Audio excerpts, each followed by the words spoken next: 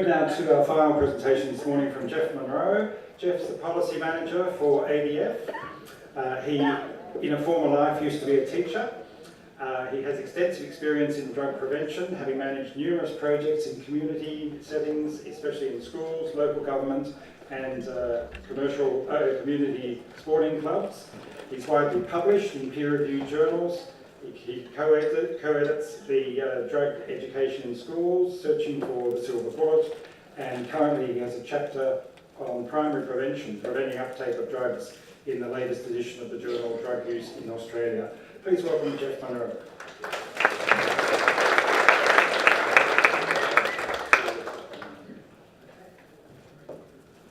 I'd like to pay my respects to the traditional custodians of the land on which we're meeting, and pay my respects to the elders past and present. Thank you, Norman. It's a real delight to be here. Norman's comment earlier about the origins of the CDAT program reminded me that I did attend the Drug Summit in 1999, which led to the formation of the CDAT program, and I also recall speaking at a very early conference of the CDAT program. It must have been around 2003. I must say, as a Victorian, we were very envious of New South Wales having a CDAT program, because we never actually managed to get one in Victoria, even though we tried to persuade the government. And so it's terrific to see you here, almost 2 decades later. I think that must make me the oldest person in the room. But I think also congratulate the Health Department for continuing to fund the program for so long, because it's very unusual for drug prevention programs to get more than about 3 years funding. So well done to everyone. Now I know I'm the final speaker, so you're probably waiting to get the morning tea, so I'll try and make this as painless as possible. The advantage is that coming last, it means that I can draw on some of the other speakers to some degree.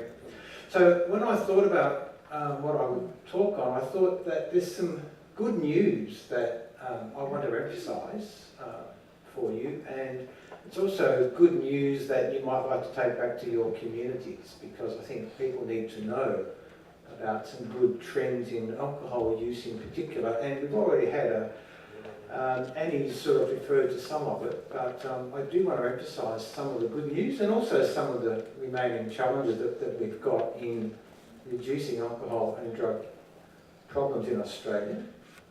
But often we just talk about the problems and we don't acknowledge that some good things are happening. So I'm going to talk about some trends and also some of the new directions in policy that are coming through governments.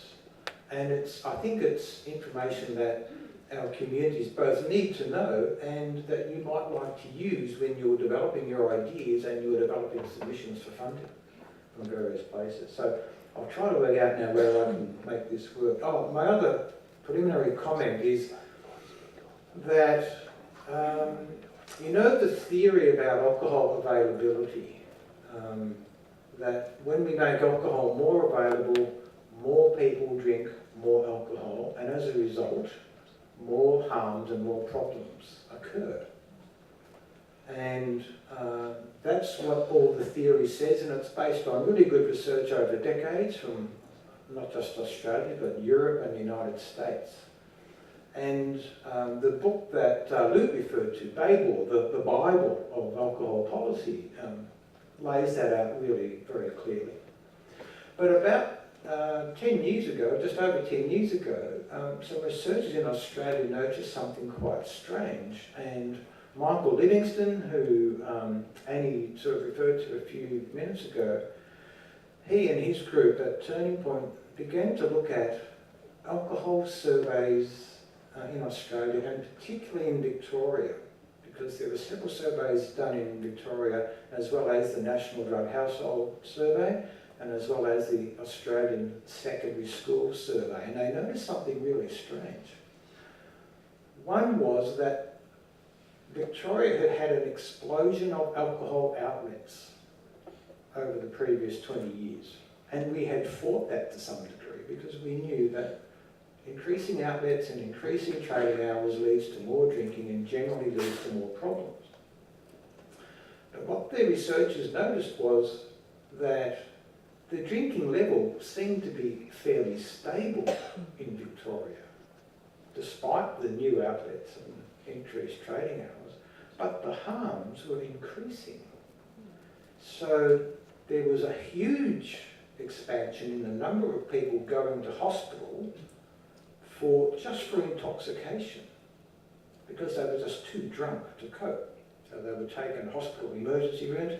There was an increase in drink driving, accidents, or crashes as they're called.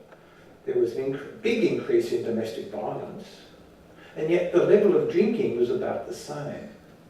So I want to share with you some of those trends today and talk about what might be happening to explain that. So there's some good news and there's some not so good news, but we need to think about it. Okay, so I'm going to need my glasses too, Annie. As I said, I think I'm the oldest person in the room. Annie's referred to young people in particular, and this is really good news. And this has been going on now since about 1999, and you won't read about this in the media, and I'll ask you to think about why. But our teenagers now are drinking less than almost any time in the past when we've been collecting statistics, and our stats go back to 1984. So I'd like you to have a look at, and I'm going to do this really fast, this trend. So these were teenagers aged 14 to 17 who reported their drinking to the National Drug Strategy Household Survey, and I've just picked out 2 years, 2005 and 2010, and you'll notice that there's quite a big decline. Now this is past year drinking, so in order to say yes to this, they only would have had to have had one standard drink in the previous 12 months. So it's pretty easy to get captured here. But look at what happened in that 6 years. Big decline in young people just having a drink. And then, the second survey I'm quoting here is the Australian Secondary Schools Alcohol and Drug Survey. This is a massive survey of school students, much bigger than the students in the household survey. And if you look at the timing of this, you've got the 14 and 17-year-olds, and then the 12 to 15-year-olds a year later. That's their little brothers and sisters, really. Look at the trend. This is past week drinking. Now, we may not be concerned so much about past year drinking, but past week drinking is a much more important result, because the past week drinkers tend to be the regular drinkers. They're much more likely to be the problematic drinkers for young people. We're seeing again a huge decline between 2002 and 2011. That's fantastic. Imagine if it was going the other way. What would you be seeing in the newspapers? Front page news. This is really good news, but we don't talk about it. Now, I've just plucked out another factor, where young people get their alcohol from. Really fast, between 98 and 2013. You'll notice that there wasn't parents are very important for providing young people with alcohol. Between 2008 and 2013, huge decline in parents providing alcohol to young people. Friends remain about the same. They have to, don't they? Because self-purchase, the young people were unable to buy their own alcohol. So something happened around the care that was being taken not to serve young people. Perhaps better monitoring of young people's age. And parents seem to change their views as well. What was driving that? And the last 7 days, drinkers and smokers from 2008 to 2014, as Annie pointed out, smoking, we've done really well on smoking for the white, reasonably well-off population. Still coming down, 12 to 17. But look at the alcohol. Past 7 days drinkers. This is the age group 12 to 17, so they're a bit older than the other group, but fundamentally coming down. Same trend, from 22% down to 14%. That's getting towards a 50% decline in just half a decade. Really good news. So you might be wondering, what's doing this? What's driving it? Well, Luke pointed out that it's really hard to prove anything when it comes to social research. But we can speculate. But you might be wondering, as a lot of people tell me, well, they must be doing drugs. They've given up alcohol and they're doing drugs. No, they're not. Okay, a small increase in cannabis over the period 2008 to 2014. That might be driven a little bit by all the talk about medicinal cannabis. So if it's medicinal, maybe it's not so bad. Maybe that's driving it a bit. I do apologise for the figures.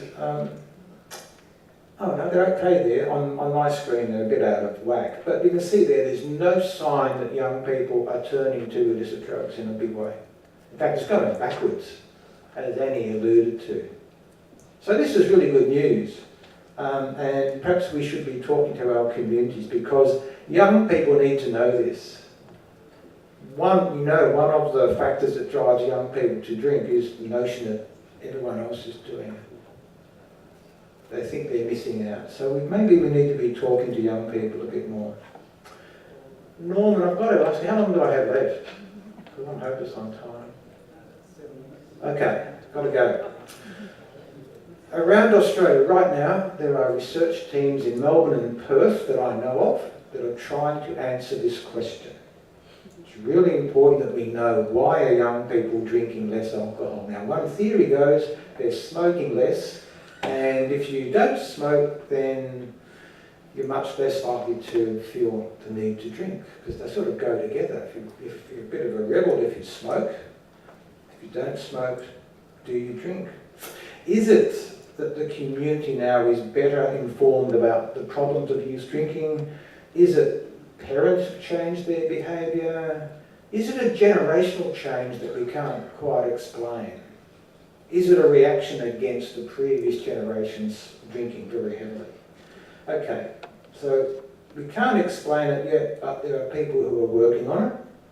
And there are people working on this in other countries as well, because it's seen in some other countries around the world. Okay, now just before you might be thinking, oh, we can pack up now, we've done our job.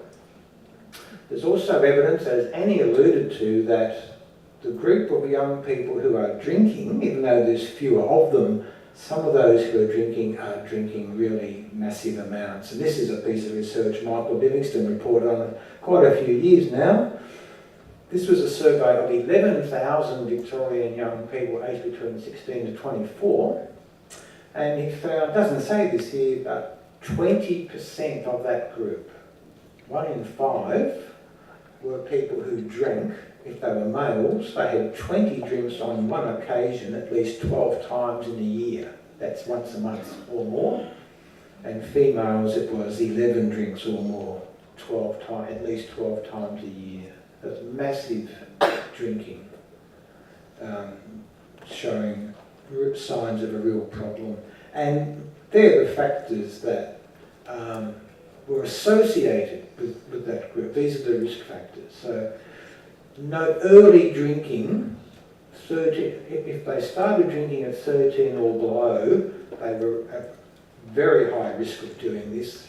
If they started at 14, 15, still very high risk. If they started at 16, 17, not so high, and 18 and over, much less chance of engaging in this sort of drinking. That's why it's so important, and it's such a significant sign that fewer teenagers are drinking alcohol.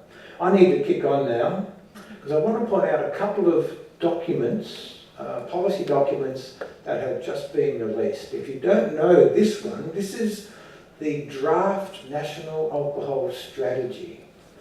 Now, this is a document that is produced by the federal government in concert with every state government and the territory governments. They come together and they create the National Alcohol Strategy, which is a guideline for future action. Now, they've done the first draft, they've had public comments that many of you probably commented on, and in a few months they'll come out with the real copy. the final version, which will be the strategy for the next 8 years until 2026. I just want to point out to you that they identified 4 priorities. And have a look at how important community action is. The first one is improving community safety and amenity.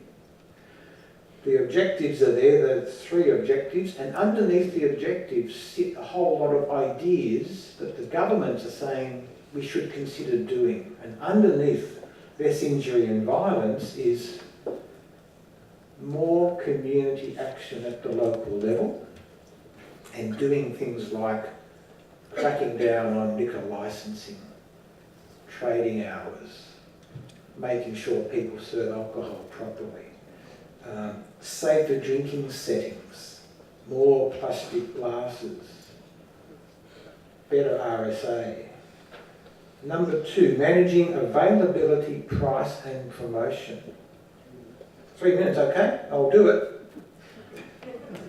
What could your community do about strengthening controls on access to alcohol? Well, parents need to know that them not providing alcohol to their kids is really important. If parents don't provide it, it's much harder for them to get. And availability. Pricing and taxation. Minimise risky drinking and inappropriate marketing. It actually says in this document that we should do something about sponsorship of sport. So maybe things are starting to change. Okay, we need to find better ways of making sure people who drink too much identify their drinking and can seek access to help. And FASD is a major issue there. And promoting healthier communities, improved awareness of alcohol harms and better communication to target groups. That's our work, isn't it, in the CDAT program? That's what we're on about. So we can quote the national strategy, say, this is what we should be doing, this is why we're doing it. And I also want to come back now. I want to come back to the Northern Territory. How do I go backwards, Norman? Up in the bone? Just move forward. No? No, I lost it. Not the first time I've lost it, by the way. Okay, that's it, thank you. Okay, this is probably the most radical document you'll see in a long time. This is the Northern Territory. The Northern Territory had an inquiry in 2016 into alcohol, and you know the Northern Territory has the highest drinking, the worst harms. It's off the scale when it comes to alcohol. The Northern Territory government cracked it a couple of years back, and they said, well, we want an inquiry into alcohol, and we want to know what the problems are and how to fix them. And this is, so the reports come back and the government said, yep, we'll buy the whole lot. The only recommendation they have knocked back is a complete ban on takeaway alcohol on Sundays. But the other 130 recommendations, I said, yeah, we think these are good. So I just want to refer you to some of these. Okay, restrictions on trading hours and trading days and hours. Restrictions on the sale of high alcohol content drinks late at night. Shots and so on.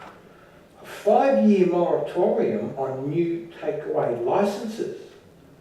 No more takeaway licences for the next 5 years. This is the Northern Territory. We think they're cowboys, don't we? They're going a new public interest test for any new licence application and a new community impact test for any application. Under marketing and promotion, they're going to advocate for a single national code for all media advertising. They're going to advocate for a prohibition or at least a restriction on televised sponsorship of sport by alcohol brands. Supporting alternatives to alcohol sponsorship of sport at the national level. The Good Sports program in all community sports clubs. Great tick. And alcohol ads banned on all government buildings and assets like public transport.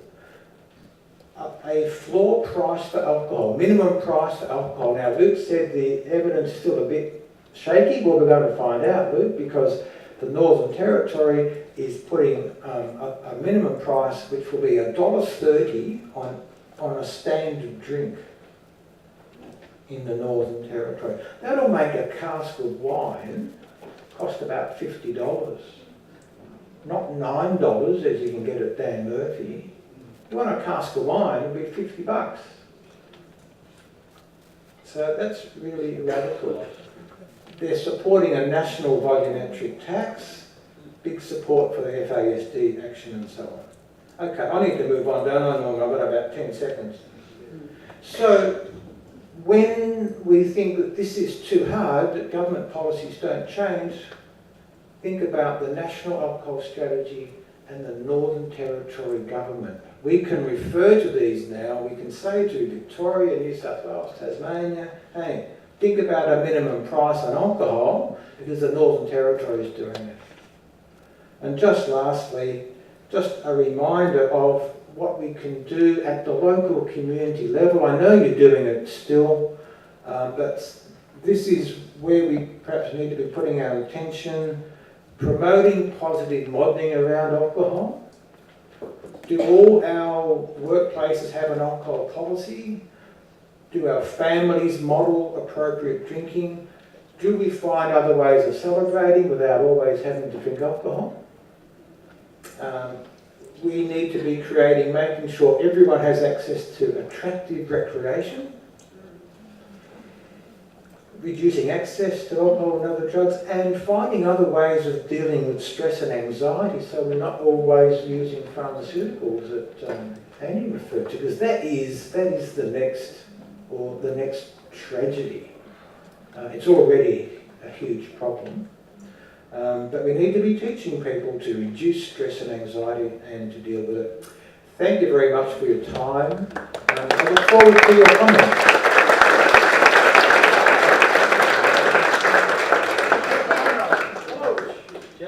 Hello. Before you leave, just want to share something with you, right? Sure. Us politicians, Indigenous people in New South Wales, right, Australia, were the first ever ban drinking alcohol in sport. We run the biggest knockout in the world. 64 teams come, right? And no alcohol is allowed on those grounds. Yet to see the NRL and them got a pass all over the playing field. The bloke's got to run. It's a great example. Right, someone's got to bite the bullet. What are they going to do? Look out for the young generation, we might not have one. Very good.